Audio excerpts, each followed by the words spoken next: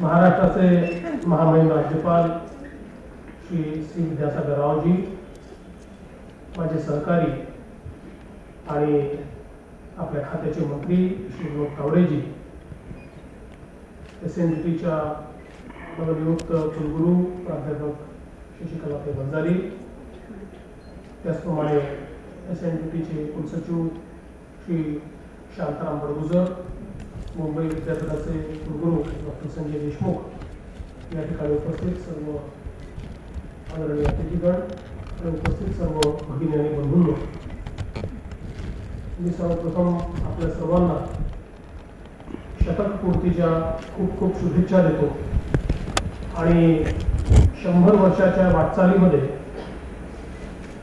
जी उल्लेखनीय कामगिरी SNDTने या राज्यामध्ये आणि देशामध्ये केली आहे त्याबद्दल मनपूर्वक SNDTला धन्यवाद देखील देतो. खरं म्हणजे 100 वर्षापूर्वी महर्षी कर्वेंनी ज्यावेळी याची स्थापना केली त्याप्रमाणे विनोदजी म्हणाले की त्या काळात ती आवश्यकता देखील होती. साधारणपणे आपण बघितलं तर 19व्या शतकामध्ये आणि 20व्या शतकामध्ये आपल्याला मोठ्या प्रमाणात स्त्री शिक्षणाकरता संघर्ष झालेला पाहायला मिळाला आणि त्या संघर्षातून एक व्यवस्था उभी झाली की ज्या व्यवस्थेनं स्त्री शिक्षणाची वाट मोकळी करून दिली आणि आपण आज हे अनुभवतो. मी देखील मुख्यमंत्री म्हणून ज्यावेळी विविध प्रकारच्या विद्यापीठांमध्ये कॉन्व्होकेशनला जातो, 100 वर्षात काय परिणाम झालाय ते तिथे गेल्यानंतर लक्षात येतं. कारण कॉन्व्होकेशन मध्ये ज्या विद्यार्थ्यांना प्रावीण्य प्राप्त असतं, ज्यांचा आम्ही सत्कार करतो, ज्यांना आम्ही पुरस्कार देतो, ज्यांना आम्ही मेडल्स देतो, ऍव्हरेज त्यापैकी 75% मुली असतात आणि 25% मुलं असतात. म्हणजे हा किती मोठा बदल आज आपल्याला पाहायला मिळतोय की गुणवत्तेच्या क्षेत्रामध्ये आज मुलींनी ज्या प्रकारे आपलं नाव आणि आपलं कार्य त्या ठिकाणी दाखवलंय, मला असं वाटतं की ज्या स्वप्नांच्या पूर्ततेकरता महर्षी कर्वेंनी या विद्यापीठाची स्थापना केली, आज खरोखर त्या उद्दिष्टाकडे देखील अतिशय वेगाने आपण चाललोय. हेच खरं या 100 वर्षातलं आपलं यश आहे असं मी म्हटलं तर ते चुकीचं ठरणार नाही. आणि आज ज्यावेळी 21व्या शतकामध्ये आपला देश एका संक्रमणाच्या अवस्थेतून विकासाच्या वाटेकडे चाललाय आणि ज्यावेळी आपण असं म्हणतो की 21वं शतक हे भारताचं शतक आहे, ज्यावेळी आपण असं म्हणतो की आज आमच्या लोकसंख्येने आम्हाला एक अत्यंत चांगली संधी उपलब्ध करून दिली आहे. आमचे पंतप्रधान असं म्हणतात की आमच्याकडे 3D आहे, डेमोग्राफी, डेमोक्रेसी आणि डिमांड. डेमोग्राफी म्हणजे आमच्या लोकसंख्येमध्ये आज आमची 65% लोकसंख्या ही 35 वर्षाच्या आतली आहे, 50% 25 वर्षाच्या आतली आहे. तरुणाई आमच्याकडे आहे, लोकशाही आमच्याकडे आहे आणि 125 कोटी लोकांचा देश म्हणजे अलीकडच्या काळात बाजार आधारित अर्थव्यवस्था, मार्केट लेड इकॉनॉमी ज्याला आपण म्हणतो, त्याच्यामधला जो बाजार अपेक्षित आहे, त्याची जी डिमांड अपेक्षित आहे, 125 कोटी लोक या देशामध्ये आहे आणि त्यामुळे विकासाच्या मार्गावर आमच्या देशाला कोणीही थांबवू शकत नाही.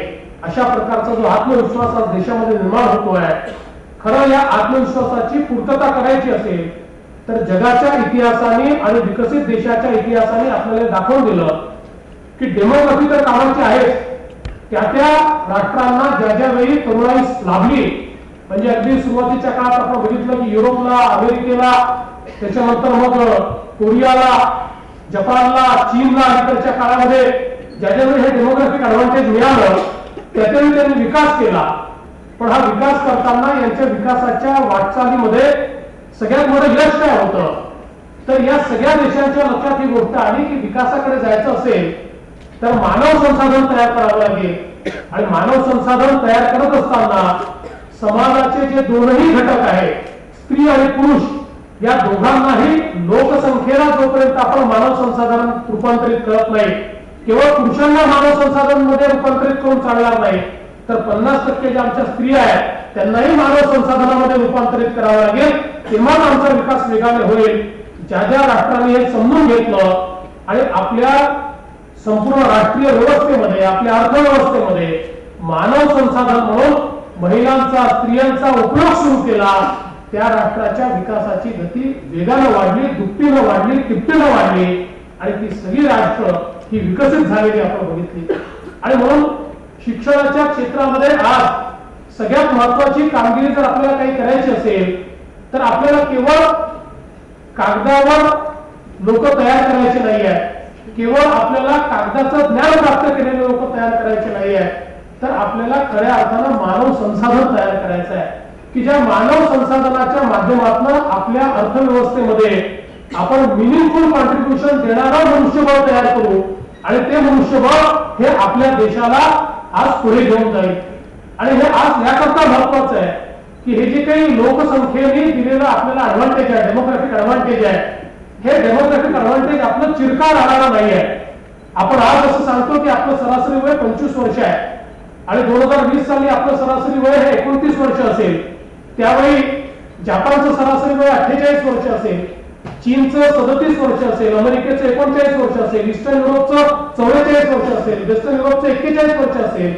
म्हणजे 2020 साली संपूर्ण जग वार्धक्याकडे जात असेल आणि त्यावेळी संपूर्ण जगाला मानव संसाधनाची आवश्यकता असेल आणि त्यावेळी अशी लोकसंख्या की जी मानव संसाधनात रूपांतरित होऊ शकते ती केवळ आपल्याजवळ असेल. आणि म्हणून भारत देश हा जर आपल्या लोकसंख्येला मानव संसाधनामध्ये विकसित करू शकला तर केवळ आपली डिमांड नाही, केवळ आपले 125 कोटी नाही, तर जगाच्या मानव संसाधनाच्या भूकेला आपण आपलं मानव संसाधन करू शकू. आणि जगाच्या अर्थव्यवस्थेमध्ये जर आपलं मानव संसाधन केलं तर जगाच्या अर्थव्यवस्थेचं संचालन करण्याची एक ऐतिहासिक कामगिरी भारत देश करू शकतो.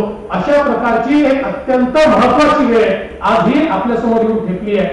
पण हे देखील लक्षात घेतलं पाहिजे की हे जे काही डेमोग्राफिक ऍडव्हान्टेज आहे, लोकसंख्येने दिलेली जी काही संधी आहे ती चिरकाळ टिकणारी नाही आहे. ही संधी 2035 सालापर्यंत आपल्याला आहे, त्याच्यानंतर अजून 15 वर्षाची आहे, पण त्यानंतर ती संधी राहणार नाही. 2035 साली आफ्रिकन देशांना ही संधी प्राप्त होईल आणि मग विकासाच्या वाटेवर आफ्रिकन देश चालतील.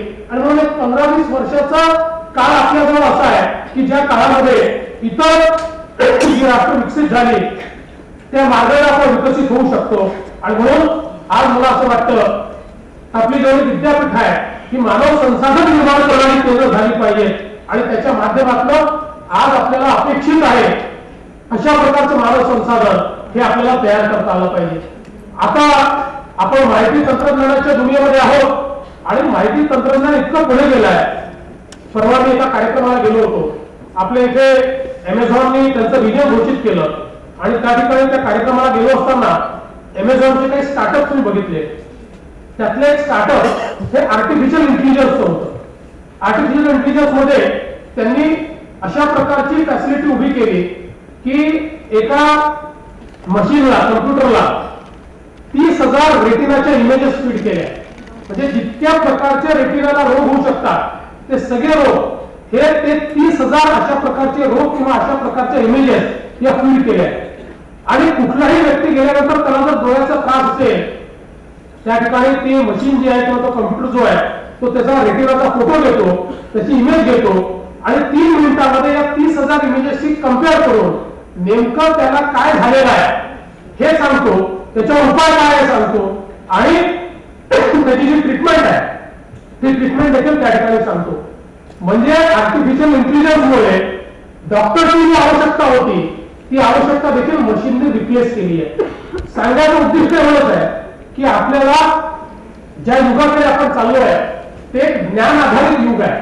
ज्या युगामध्ये केवळ माहितीच्या भरोशावर आपल्याला जगता येणार नाही, केवळ पुस्तकाच्या ज्ञानाच्या भरोशावर जगता येणार नाही, तर जोपर्यंत ते ज्ञान प्रत्यक्ष आपण अप्लाइड अशा पद्धतीत आणत नाही, जोपर्यंत त्याचा उत्तम वापर हा आपण त्या ठिकाणी करत नाही, तोपर्यंत हे ज्ञान कुठल्याही कामाचं असणार नाही. आणि म्हणून मला असं वाटतं आता आपण कॅम्पसेस वगैरे तयार केले पाहिजे, त्या गोष्टी खरीच आहे, चांगलं कॅम्पस असलंच पाहिजे.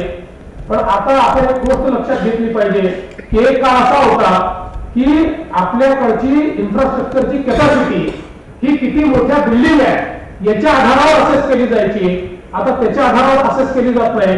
आता आपल्याकडे किती मजबूत कनेक्टिव्हिटी आहे, त्या कनेक्टिव्हिटीच्या माध्यमातून आपण किती लोकांशी थेट जोडलेलो आहोत आणि ज्ञानाचे वेगवेगळे जे काही दालन आहे त्या दालनाची आपला ऍक्सेस किती आहे याच्या आधारावर आपलं मूल्यमापन होतं. आणि म्हणून मला असं वाटतं की आम्ही आपल्याला मदत करण्याचा निश्चित तयार आहोत. पण हे मदत करत असताना आता याच्या पलीकडे आपल्या क्लासरूमच्या डिजिटल असल्या पाहिजे, वेगवेगळ्या विद्यापीठांची थेट आपला संपर्क असला पाहिजे, आपले लेक्चर जे आहेत ते डिजिटली आपल्याला ट्रान्समिट करता आले पाहिजे. एका वेळी आपल्या जे 174 कॉलेजेस आहेत या 174 कॉलेजेसशी आपला संपर्क असला पाहिजे. त्या संपर्काच्या माध्यमातून जगातल्या ज्या बेस्ट फॅकल्टीज आहेत त्या बेस्ट फॅकल्टीज आपल्याला एका वेळी त्या ठिकाणी ब्रॉडकास्ट करता आल्या पाहिजेत. जगातल्या ज्या उत्तम युनिव्हर्सिटीज आहेत त्या युनिव्हर्सिटीज मध्ये कुठेही झालेलं लेक्चर हे एका वेळी आमच्या 174 कॉलेजेस मध्ये ब्रॉडकास्ट करता आलं पाहिजे. ह्या व्यवस्था जर आम्ही उभ्या केल्या तर ज्ञानाची जी काही गंगा आहे ती आम्ही आमच्या विद्यार्थ्यांकरता खुली करू शकू.